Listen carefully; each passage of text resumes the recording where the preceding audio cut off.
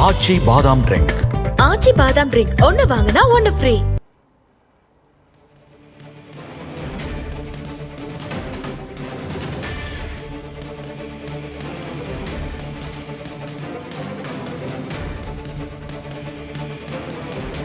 பெண்கள் பாதுகாப்பு பற்றி வேடம் போடுபவர்களுக்கு செயலால் பதில் அளித்திருக்கிறது தமிழ்நாடு காவல்துறை என முதலமைச்சர் மு.க.ஸ்டாலின் அண்ணா பல்கலைக்கழக மாணவி பாலியல் வழக்கில் தீர்ப்பு குறித்து பதிவிட்டிருக்கிறார். இது குறித்த மேலும் விவரங்களை வழங்குவதற்காக நமது செய்தியாளர் சாமுவேல் எபினேசர் இணைப்பில் உள்ளார்.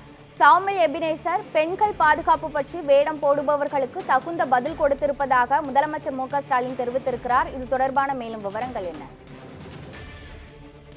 கிருஷ்ணவேணி, இன்றைய தினம் அண்ணா பல்கலைக்கழக மாணவி பாலியல் வழக்கு குற்றம் சாட்டப்பட்டிருந்த ஞானசேகரனுக்கு தண்டனையானது விதிக்கப்பட்டிருக்கிறது. இதைத் தொடர்ந்து தற்போது தமிழ்நாடு முதலமைச்சர் மு.க.ஸ்டாலின் தனது எக்ஸல பதிவில் கருத்தினை பதிவிட்டிருக்கிறார். பெண்களுக்கு பாதுகாப்பு பற்றி வேடம் போடுபவர்களுக்கு செயலில் பதில் அளித்திருக்கிறது தமிழ்நாடு காவல்துறை என்று அவர் தனது எக்ஸல பதிவில் தெரிவித்திருக்கிறார். விசாரணையின் போது உயர்நீதிமன்றமே பாராட்டும் வகையில் சென்னை மாணவி வழக்கில் நியாயமாகவும் விரைவாகவும் 5 மாதங்கள் நடத்தி முடித்த குற்றவாளிக்கு கடும் தண்டனையை பெற்றுக் கொடுத்திருக்கிறோம் என்றும் தமிழ்நாடு முதலமைச்சர் மு.க.ஸ்டாலின் தனது எக்ஸல பதிவின் வாயிலாக தெரிவித்திருக்கிறார்.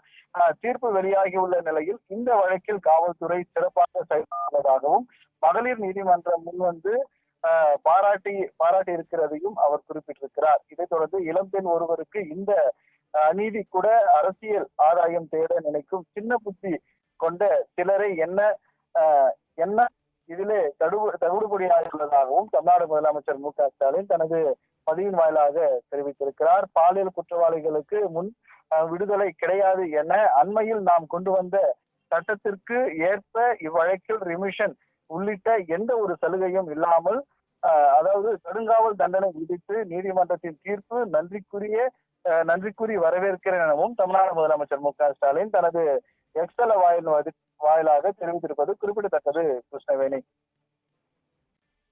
பல்கலைக்கழக மாணவி பாலியல் வழக்கில் பாதிக்கப்பட்ட மாணவிக்கு இழப்பீடு தொகை குறித்து ஏதேனும் அறிவிப்பு வெளியிட்டு இருக்கிறாரா முதலமைச்சர்?